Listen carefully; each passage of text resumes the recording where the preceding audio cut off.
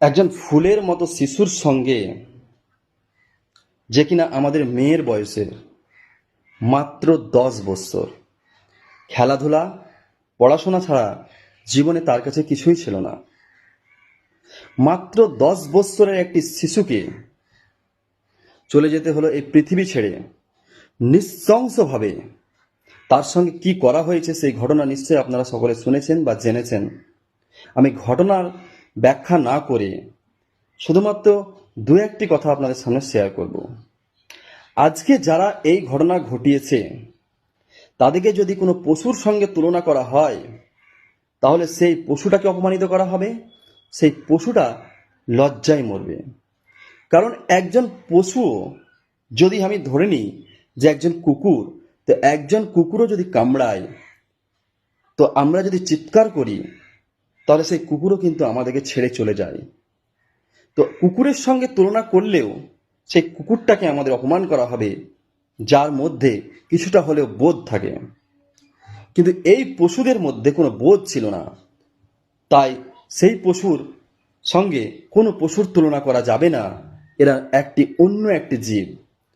থাকে না এদের ধর্ম, থাকে না এদের জাত, থাকে না এদের কোনো কিছুই, থাকে শুধু এরা ওই ধরনের পশু যেই ধরনের নাম এখন পর্যন্ত আমাদের এই পৃথিবীর বুকে আসেনি।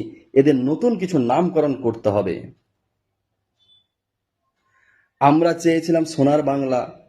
আমরা কখনোই চাইনি যে পুনরাবৃত্তি হোক আমার এই রাজ্যে। আমরা চাই না কখনোই কোনো দেশের, কোনো রাজ্যের এই ঘটনা যেন পুনরাবৃত্তি হয়। অত্যাচারের একটি সীমা মাত্রা যখন ছাড়িয়ে যায়, তখন পৃথিবীতে শান্তি আর বজায় থাকে না।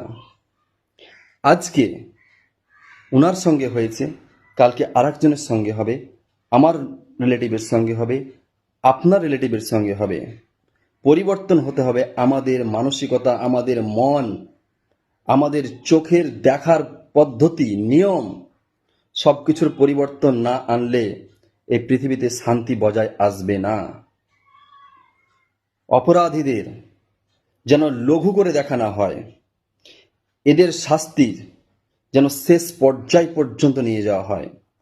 কারণ একজন অপরাধী যখনই ছাড়া পায়, আর একজন অপরাধ করার সুযোগ খোঁজে। কারণ তার মধ্যে সেই ভয় বা ভীতি জন্মায় না। তাই আমাদের প্রত্যেকের প্রথমত নিজের মন মানসিকতাকে চেঞ্জ করতে হবে। আমাদের মেয়ের মতো, আমাদের বোনের মতো, আমাদের দিদির মতো, আমাদের মায়ের মতো ভাবতে শিখতে হবে।